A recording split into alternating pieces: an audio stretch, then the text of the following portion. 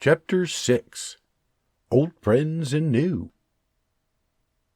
The Alban Farm, Alban Village, west of Winchester, Frederick County, Virginia Colony, October 1753. In the wee hours of this dark, frigid Saturday morning, William's splitting image, 6.5-year-old junior, sleeps comfortably in his bed. Outside, cloaked in his bearskin coat and buckskins, William sits atop a tree stump, warming himself by a fire, smoking his pipe.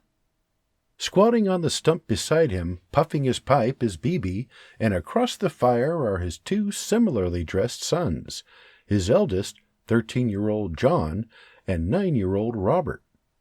They are attempting to warm themselves while waiting for Doc to deliver the Alban's fourth child. The bonfire pierces the darkness, filling their circle with an amber glow, but it cannot stifle the occasional breeze, chilling the backs of their necks and ears. Their fingers frozen, they rub their hands together over the fire, passing time with stories and laughter. Eldest son John reaches his hands over the fire, opening and closing them, thawing his digits. "So, Da, tell us how you killed that big old bear you're wearing." "Yeah, Da, tell us," young Robert chirps, spewing his steaming breath into the frosty air. Stretching his hands over the flickering flames, Bebe stares into the fire, listening. William looks at him, and he cocks his head to one side, shrugging. William rolls his eyes, then turns to his sons. "For the love of hunting, lads, you've heard that story 1,000,000 times." Still rubbing his hands, John blurts, "Aye, but there's one thing I dinna understand." "Oh, and what might that be, young squire?" "Well, how did you ken?" "How did I ken? How did I ken what exactly?" "I mean, how did you ken to do what you did?" William stares into the flames. Visions of he and Tatooine riding the river bank on a seemingly perfect day, when in an instant it all turned horrific. He remembers crashing down on the beast's back with a leap, but the rest is just a blur. Save the recollection of holding on for dear life while stabbing away at the bear's vulnerable neck. That he recalls as if it were yesterday. His blade plunging into the beast until he could barely lift his arms. Even now his pulse races. Lifting his eyes from the fire, he peers at his sons. "Lads, sometimes in life we find ourselves in moments when we dinna have time for thinking. And in those moments, all we can do is jump into action and do what needs doing." "I get it. Do what you gotta do," John exclaims. Rocking back and forth, staring into the flames, Robert mutters, "Like the time I caught my sleeve on fire. I just had to put it out, because that's what needed doing." "Aye, lad. I saw me friend were in danger, and I jumped into action and just did what I had to do." "Aye, you didn't think about it. You just did it." "Nay, Robert. I thought about it, but just long enough to decide what it were I were going to do." Young Robert mumbles to himself. "Oh. You see, lads, you can't hesitate, but nor can you go in blind. You gotta act, but you gotta have a plan. So, think fast and act, or it can cost you everything." John shifts his eyes from his father's into the fire, nodding. "Think quick, act quick. There's really nothing more to it. Ponder this. Had I no acted as I did, Tatooine could have died." The two youngsters sit wide-eyed, absorbing their father's every word, soaking it in and stewing on it as they gaze into the crackling fire. William can see their wheels turning and smiles. Just then he hears J.J. stirring in the corral near the barn. He slowly turns toward the barn, reaching for the hatchet at his side, while the others continue talking. Glaring into the darkness, he slides the hatchet from his belt, holding it at the ready. Bebe and the boys finally catch on and silently turn to the barn. Slowly, two large silhouettes emerge from the shadows. As they step into the glow, two old friends come into view. It is a young Shawnee warrior William has come to know as Blue Jacket, so named for the blue British Army coat he wears. And with him, his old friend Sanawa, calling out with a wave, "Makwa!" William stands, slipping his hatchet back into place. "Sanawa! Blue Jacket! Come warm yourselves!" The two warriors join the group by the fire, exchanging hellos, and Sanawa rubs his hands together over the fire. Good. 'Tis a bit dark to be poking round in the woods. 'Tis too damn cold to be hunting. So, what brings you out here so early in the morn?" Sanawa looks up from the flames.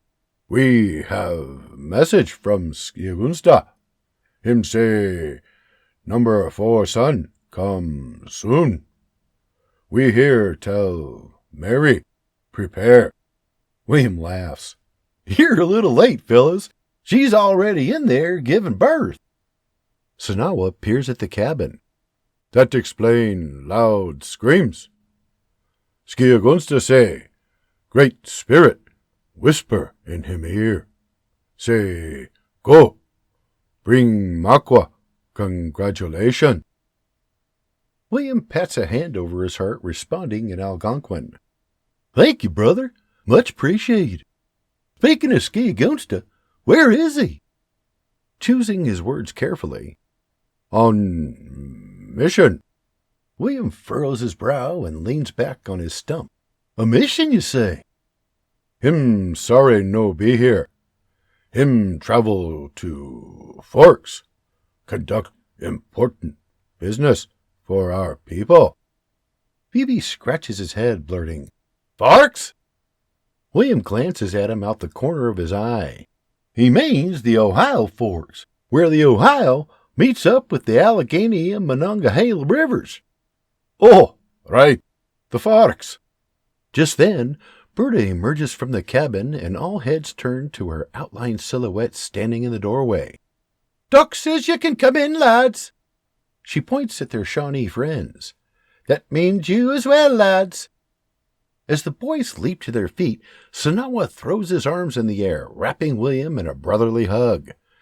As he steps away, Blue Jacket embraces William with a hug of his own, followed by Bibi before hurrying into the cabin. William enters the room, his sons writing on his shirt tails. With a thumbs up, Doc acknowledges him with a wink and nod, and William releases his shoulders with a sigh. As Doc steps away, he spies Mary laying exhausted and disheveled on the bed. He smiles warmly. "How you feeling, Mare Bear?" Spent but glowing, she returns the smile. "Hello, young squire." She rolls her head towards Flora sitting beside the bed with their newborn in her arms. He glances at his new son, then throws her a proud wink and smile, a tear slipping from his right eye. The boys rush to their mother's side. She smiles at them with her eyes. "Hello, loves." "Love you, Mama." Laying her head back, she whispers, "And I you, young squires, all the way to the sky." Then she closes her eyes and fades off to sleep. Beaming, Flora looks up from the newborn, stands, and hands William his new bundle of joy. Bibi and the Shawnee warriors standing just outside the bedroom door, smiling like Cheshire cats. As William carefully takes the bundle, Flora looks at him with tear-filled eyes. "He's so precious. Congratulations, big brother. And thank you." "Thank you?" She slaps her hands on her hips. "Aye, now I've another nephew to chase around the yard." William chuckles. Snuggling the lad in his arms, he holds him tenderly against his broad chest, gazing upon his tiny face. "Indeed he is, sis. More precious than silver or gold." Flora smiles, offering William her chair. He sits and kisses the boy tenderly upon his eyes and forehead. "Welcome to the family, young squire." Meanwhile, his sons are clamoring at the foot of the bed. "Can we see? Can we?" William nods and they rush over. Mary comes to again and rolls her head to the side, watching. William lowers the little lad for them to see. "Hi, I'm your oldest brother, John, And this fella here is Robert, second in command. Welcome to the Brotherhood of Warrior Hunters." Eyes closed, the baby crinkles his nose and mouth, stretching and arching his back. John points at him. "He understands. I dinna ken how, but he does." William places a hand on John's shoulder. "'Tis in our blood, young squire, that's how." John nods and Mary smiles. Robert whispers, "He's so cute." No longer able to contain himself, Bibi leans into the bedroom doorway. "Congratulations!" As all eyes turn to the door, an in-and-out Mary is heard. "Thank you, Bibi." He nods with a wink. William nods. "Aye, thank you, old friend." As the old Scot removes himself from the doorway, Sanawa steps into the threshold, hand over heart and bowing. "Many blessings to you all." "Just like Skiagunsta foretold," Mary breathes. Sanawa smiles. "Now, just one more." An exhausted laugh. "Aye, just one more." Led by Doc, the room breaks into a chuckle. Gently taking the baby's hand in his, John peers up at his parents. "What are we to call him?" All eyes turn to William, who looks down at the newborn, then at his wife. She nods lovingly, and he turns to the group. "In honor of the finest man I've ever known, we have named him James." Sanawa pats his heart with a fist. "A fine name. He will grow to be great warrior like him da." He gestures to the boys. "Come, let Ma rest." Robert cries, "But I wanna—" "Throw hatchet." The boys turn to him excitedly. "Let Ma rest. Come, me show how throw hatchet." John shouts, "Throw a hatchet!" Blue Jacket nods at Robert. "And knife." Forgetting the baby, Robert blurts, "Really?" The boys turn to their parents, and William shrugs. "Go on, then, but do as you're told." The boys exchange a smile and rush out the door. Bibi watches them exit, then turns to the new parents. "I'm no letting them have all the fun." Then he dashes out the door. Tending to Mary, Berta hollers, "You best be careful, Bruce Banner." "Not to worry. If I cut something off, I'll just have you sew it back," he shouts, exiting the front door.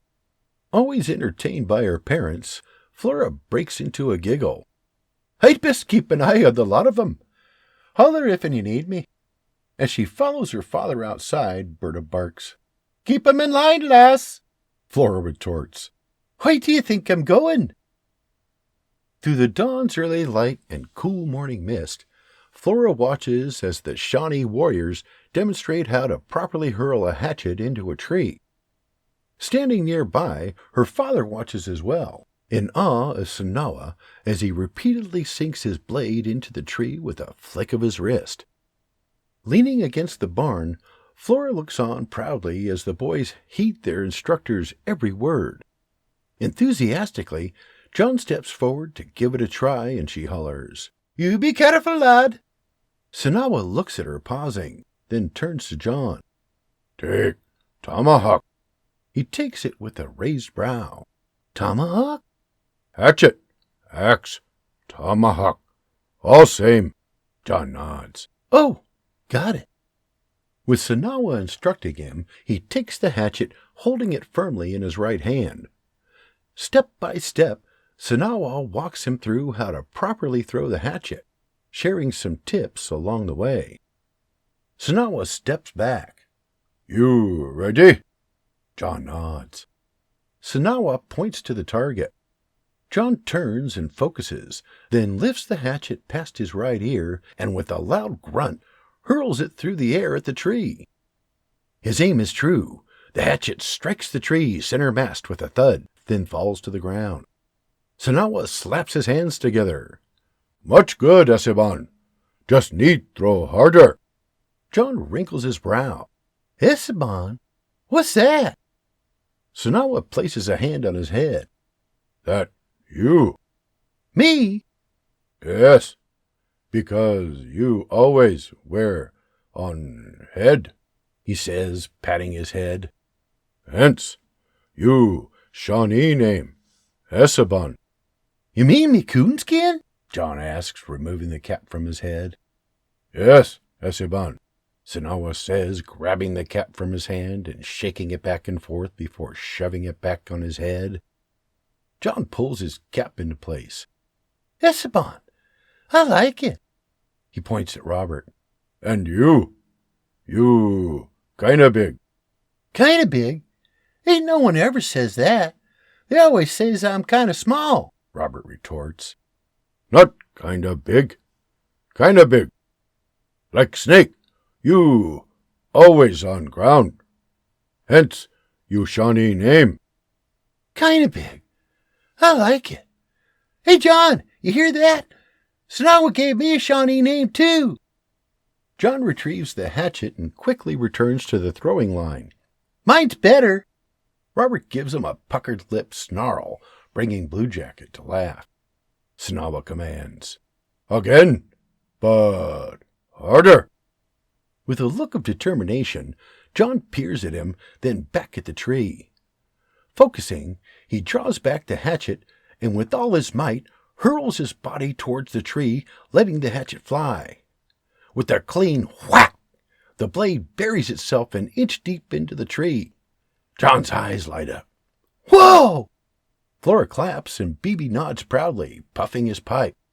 Much good, Esteban. Again, Robert whines. When do I get to try? Soon. But first, big brother, Blue Jacket replies, patting his young student on the back. Robert gives him a compliant frown. Blue Jacket kneels. First, learn be patient. This make you better warrior. Leaning against the barn, Flora looks on proudly, in wonder of how quickly they are learning and how patient the warriors are with them. So impressed with their progress, BB pulls the pipe from his mouth and hollers, If you learn how to do it well, I'll commission Mr. Dean to fashion you lads a hatchet.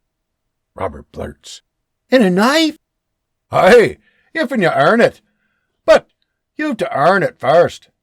So show me you can use it properly, and I'll make it so. Excited, the boys exchange a glance, and Sanawa comments, Best tell Jeffrey, start forging. They ready soon. The boys smile with anticipation. Determined to earn their knives and hatchets, they spend the next several hours practicing. A gift for their recovering mother and a father who is knee-deep in tending to baby James and 6-year-old Junior. Robert, remember, hold blade here, like this, Sanawa says, adjusting the blade in his fingers. Robert watches as the blade is repositioned in his hand. Hold firm, but not rigid, like rock. You control knife. Knife not control you, yes? Robert nods. Good. Now, remember your release. Draw back and lunge forward at target as you throw. Just then, an exhausted William emerges from the cabin and makes his way to the barn to tackle some chores. Peering at the boys, he hollers, How they doing? Blue Jacket nods. Them smart. Learn fast. Staggering past Flora, Excellent. Keep up the good work, lads. If you need me, I'll be doing chores. Then he disappears into the barn. As he slips out of sight, Sanawa points at the tree. Kinda big. Are you ready? Robert turns to the tree, eyes fixed. Aye. Good. Now, throw. Quickly going through the instructions in his head, and with a mighty grunt, he hurls the finely sharpened knife at the tree. With a decisive thud, the blade pierces the trunk, its handle waving back and forth as it comes to rest. Excited, Robert throws his arms in the air, hooting and hollering. As the group celebrates, an unfamiliar voice calls from the yard behind them. Outstanding, lad! That's as fine a display of knife-throwing as I've ever seen. With the knife still waving in the tree, all eyes turn to the voice. To their shock, a strange, gruff, and rugged man in an old pair of buckskins approaches on horseback. He has long, ungroomed hair and a scraggly beard, and leading him into the yard is a dog with white, tan, and red splotches, long floppy ears, and a happy-go-lucky demeanor. Blue Jacket raises a brow and reaches for his knife. Still approaching, the stranger points at the tree. "I believe it's in that tree yonder, friend." Flora dashes into the barn to alert William. Meanwhile, Bibi steps forward, addressing the unknown visitor. "How can I help you, stranger?" As he speaks, Sanawa discreetly retrieves his musket. "Actually, I am looking for an old friend. Word in town is this here's his spread. Or what's left of it. Mind you, I've no bloody clue where I'm going, so perhaps you folks can help me out." Bibi squints his right eye. "That depends." The stranger is just feet away now. "Depends?" Bibi cocks his head back. "On who that so-called friend of yourn might be." The man scratches his temple. "Well, he's—" Just then, William flies out the barn, Martha in hand. When he sees who it is, he comes to an abrupt halt, dropping his arms in disbelief. Leaning to his left, he peers at the man, closely examining him. After all, if it is who he thinks it has been many a year since they last crossed paths. Squinting, he looks past the changes the years have had on the leathered skin of the man's face, and the more he gazes, the more he is convinced. "Well, I'll be damned and go to hell." The stranger's head spins to his left. Spotting William in front of the barn, he quickly slips from his mount and approaches him, arms wide. "Son of a—" They come together in an invigorating man-hug, laughing and shaking their heads as they do, neither believing what they are seeing. As they step back, each gives the other a once-over as a rush of emotion washes over them. Meanwhile, the others look on, mouths open and wide-eyed. Whoever this is, he is clearly someone of significant importance to William. The stranger gasps. "Lord Almighty, William! How long has it been?" William slaps his arms heartily. "Far too long, old friend, far too long." Turning to the others, "This here crazy Irishman is me old friend Jeremiah Connolly. Jeremiah, this old coot here is Bibi, and those two fellas there are me good friends Sinawa and Blue Jacket." "Pleasure to make your acquaintance, gents," Jeremiah says, enthusiastically shaking their hands. Bibi gives his hand a manly squeeze. "You have me apologies, Mr. Connolly. It's just—" The huntsman cuts him off with a wave. "No to worry, Bibi. I understand. One cannot be too careful. Pleasure to meet you." Bibi nods. "The pleasure be mine, Mr. Connolly. Any friend of William's is a friend of mine." Sanawa examines Jeremiah. "You, hunter?" Jeremiah smiles and nods. "Aye, as are you. I could tell by the way you handle your blade." "And I can tell by look in eyes. Like wolf, you see all, and have no fear." John and Robert exchange glances and slowly turn their eyes back to Sanawa and the burly stranger. Jeremiah chuckles. "Our eyes and ears can tell us a lot, friend, but you're wrong about the fear. To ignore one's fear is to walk through the forest with a blindfold. Fear is what keeps us alive." The warrior nods. William breaks the tension. "And these fine lads here are my two eldest sons, John and Robert. Boys, say hello to me dear old friend, Jeremiah." With a tilt of his head, the huntsman throws a hand up in protest. "Dear, perhaps, but old?" Chuckling, he peers down at the boys. "Trust me, lads, your da be far older than I. On that you have me word." The boys step forward, eyes skyward as they peer at the tall, buckskin-clad huntsman. John reaches out to shake his hand. "Pleasure to meet you, mister. I'm John. Is it true you and Dad are friends?" "We are indeed. We go way back." Reaching out to shake his hand, Robert asks, "So, are you from Ireland too?" Jeremiah laughs. "Nay, lad, Maryland." Robert scrunches his right eye. "That ain't far." "Aye, but try telling that to me dog. He walked it." The lively foxhound rushes Robert, incessantly sniffing at his feet. Laughing, Robert bends down, rubbing him behind his ears. "What's his name?" "He goes by Johnny." "Johnny? That's a funny name for a dog. Can I play with him?" Jeremiah nods. Robert stands and runs away, slapping his thigh. "Here, Johnny. Come, boy." William crosses his arms. "Johnny, huh? I ken where that came from." Jeremiah chuckles. "I'll bet you do. Here's one. Ask me the name of me horse." Jeremiah tilts his head and Beebe blurts, "'Tis JJ." Jeremiah gives William a squint-eyed stare and Beebe huffs, "So, when do you last see each other?" Jeremiah scratches his cheek. "Fuck if I can."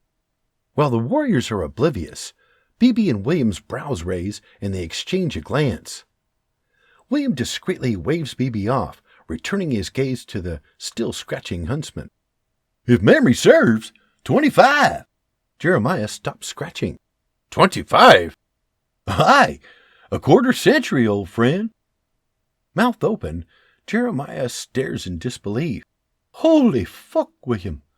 Has it been that bloody long?" Annoyed, Beebe turns to William in a huff, arms crossed, lip curled and eyes fixed. William subtly waves him off again, and he rolls his eyes back to Jeremiah in disgust.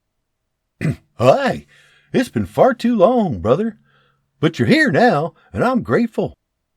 Flora, who had been watching from just inside the barn, steps from the shadows. The hunter spots her immediately and turns to her. "And this must be your bonny bride." Removing his coonskin cap, he bows. "Mrs. Alban, you're as bonny a lass as ever I've seen. 'Tis a pleasure to meet you." Flora giggles. Squinting, John chirps, "That ain't our ma." Still bowing, Jeremiah looks up at Flora with a bewildered expression. Embarrassed, he straightens himself, replacing his coonskin. "Forgive me, my lady, but 'tis true what I said. As bonny as ever." Flora cuts him off. "Mr. Connolly, you needn't be embarrassed. That's the finest compliment I've ever heard." A twinkle in her eye, she steps into the glow of the fire, at long last revealing her porcelain Scottish features to the man, offering her hand. He takes it in his giant paw, tenderly kissing it. "Jeremiah Connolly, at your service, miss." Flirtatiously, "Bonner. Flora Bonner." "'Tis truly a pleasure, Miss Bonner." "And you're—" "Williams." William cuts her off. "Sister." Jeremiah tilts his head. "Sister? Well, sort of." Still disturbed by his foul language, Beebe barks, "She's no his bloody sister. She's me daughter. And you'd be wise to remember that, Mr. Connolly." Sonawa and Blue Jacket start to laugh, evoking a stank-eyed glare from the old Scot. They stop, then look to the ground, giggling some more. Jeremiah nods. "Understood, Mr. Bonner." As he turns his eyes away from Beebe, they meet again with Flora's. She gives him a smile and flirtatious wink. His right brow slowly raises, and he returns the smile. William clears his throat. "Today is a day for celebration. First, me sweet mare bear gives birth to me fourth son, and now me old friend Jeremiah shows up like a ghost from the past. Wow!" Jeremiah gasps. "Fourth son!" Beebe blurts. "Time to break out the jug." With eager smiles, Sonawa and Blue Jacket exchange nods. "Aye, but first, I have to introduce Jeremiah to Mare Bear." Sonawa and Blue Jacket smiles turn to frowns and Beebe barks. "In her condition?" William throws him a dismissive wave as he turns for the cabin and everyone follows. When he enters the front room, Doc is resting in a rocker and Junior is fawning over his new baby brother in Grandma Berta's arms. She looks up, furrowing her brow at the sight of the stranger behind William. Junior shouts. Da! He kneels to hug him. Morning, lad. He stands. Berta, allow me to introduce me dear old friend from me trapping days, Mr. Jeremiah Connolly. Jeremiah, this here's Miss Berta Bonner, me frontier ma. Berta blushes a little, then stands. She shifts baby James into her left arm and reaches out to shake his hand. "'Tis a pleasure, Mr. Connolly. Welcome." He gazes into her eyes with a gentle squeeze of her hand. "Thank you, Miss Berta. 'Tis truly a pleasure." Then, with a gentle stroke of his finger over James' forehead, "And this must be the newest Alban. Well, hello, little fella." "Aye, seems you picked a fine day to show up, Mr. Connolly. This little lad just arrived this morning, and believe when I say, when he heard that rooster a-crowing, he kenned it were time." Chuckling, "Truth be told, Miss Berta, that's usually what it does for me as well. That rooster gets to crowing, and it's time. Regular as a wall clock I am." She laughs. "That's likely true for the lot of us." Doc stands, extending a hand. "Dr. Todd McKinney, pleasure to meet you." Jeremiah shakes his hand. "Pleasure, Doc." Then he turns to his old friend. "The Lord has truly blessed you, William. A wife, 4 sons, and surrounded by good folk. Good for you, old friend." Exhausted, Doc returns to his chair. Curious, Berta queries. "And what of you, Mr. Connolly? Have you a family waiting back home?" "Me? Heavens, no. We're no all as lucky as William here." William laughs. "'Tis true. I am lucky and blessed. But you, I figured you for a herd by now." "Hey, not I, but Jonathan. Now there's a fellow's been making babies. 4 of 'em, in fact. All girls." William shakes his head. "Well, I'll be. 4 girls." Looking at Berta, "Jonathan's our old partner." She laughs. "I gathered, you silly goose." From over William's shoulder, Bibi barks.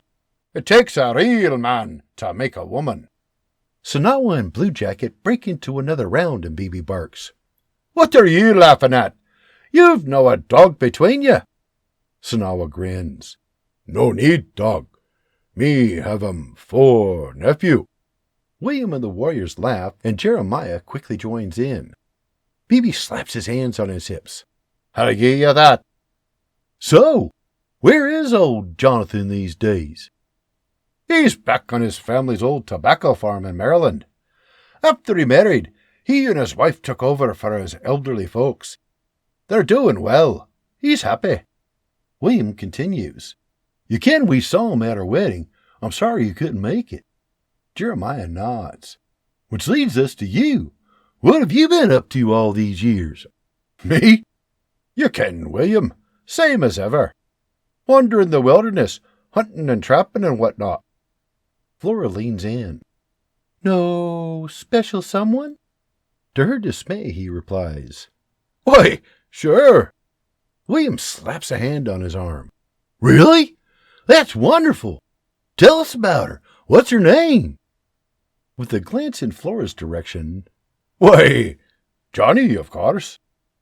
Flora's shoulders drop and she glares at him with a raised right brow. "Really? Johnny? That's your special someone?" He responds with a discreet wink. Berta clears her throat.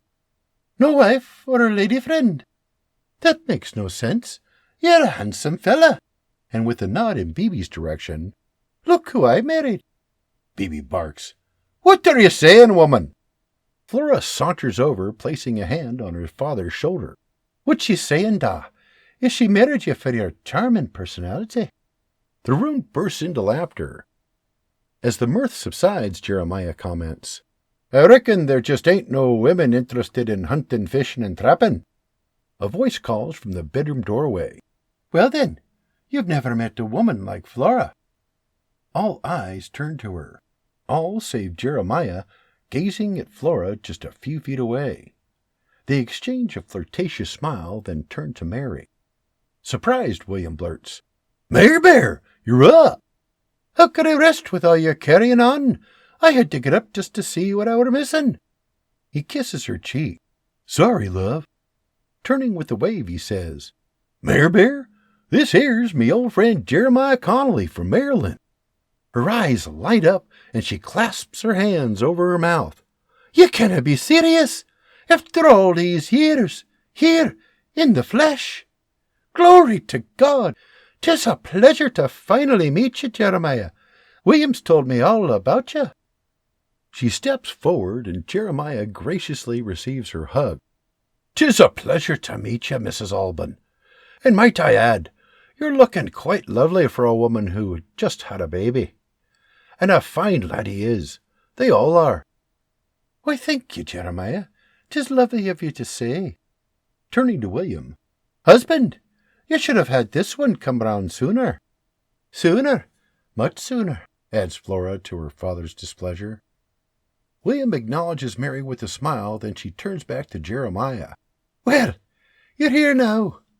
Welcome to our home, Jeremiah, and dinna be in a hurry to leave. He removes his coonskin and bows. Thank you, Miss Mary. I believe I'll take you up on that. Berta claps her hands. Well then, what say we all sit for a spell, and I'll make some coffee? Baby barks. Coffee me arse. Hand me the jug. Sanawa and Blue Jacket exchange a look with raised brows, their grins quickly returning to their dark-skinned faces. Berta rolls her eyes and hangs the kettle over the fire.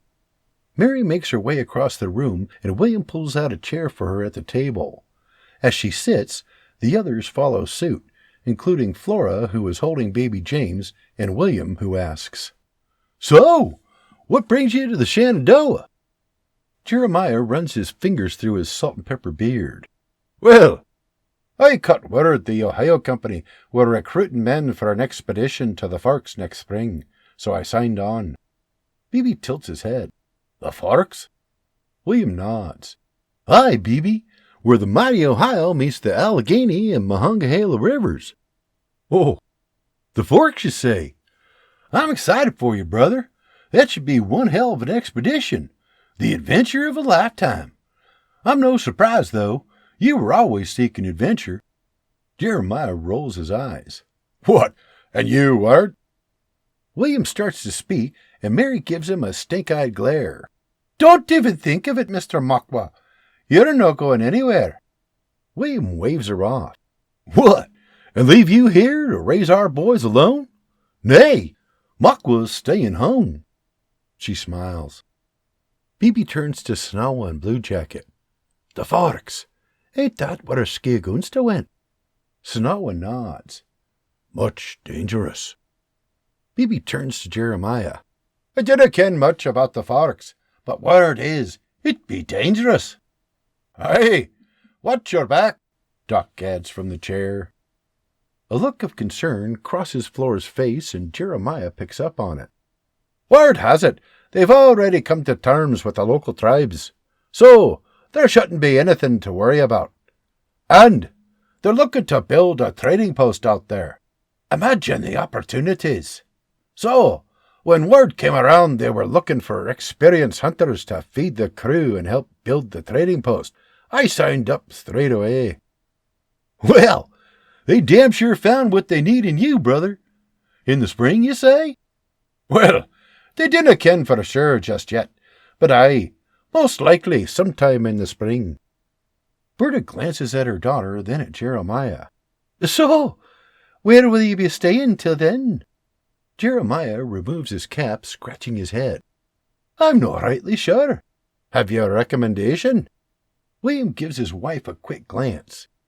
I just figured you'd be staying on here with us. That's kind of you, William, but I'd only be in your way here. You've a house full already. Nonsense! We've plenty of room. Flora hands baby James to her mother. Nay, Jeremiah's right. You've a house full already.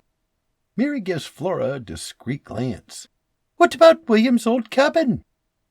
Sitting in a chair across the table with baby James in her arms, Berta says, Mary's right. Jeremiah, we've a beautiful empty cabin on our farm. You can hang your head there till spring if you like. Beebe gives her a crooked look from across the table. Glaring back at him, she adds, "Right, dear?" Phoebe swallows hard. "Aye, she's right, William. You've a full house here already. He can stay in your old cabin. He's more than welcome." Jeremiah looks at Berta, then at Phoebe. "Are you sure? I canna be a burden." Berta snaps. "I'll no hear another word about it. Jeremiah, the cabin is yours till spring." "Phoebe, Miss Bertha, I canna thank you enough," William adds. "Aye, that's mighty kind of you." "Dinna worry, he'll be earning it," Phoebe chirps. Mary leans into Flora's ear. "You're welcome." Flora slyly slaps her thigh under the table. "Careful, lady, your horns are showing." They giggle. Phoebe barks. "'Tis settled then. Break out another jug. 'Tis time to celebrate." William pulls John and his brothers aside. "How'd you lads like to go outside and play with Johnny?" Excitedly, John turns to Jeremiah. "Can we?" "Why, sure. He'd love that." "Take your little brothers and keep an eye on 'em," William says as John turns for the door. Robert and Junior in tow, John shouts. "No to worry, Da.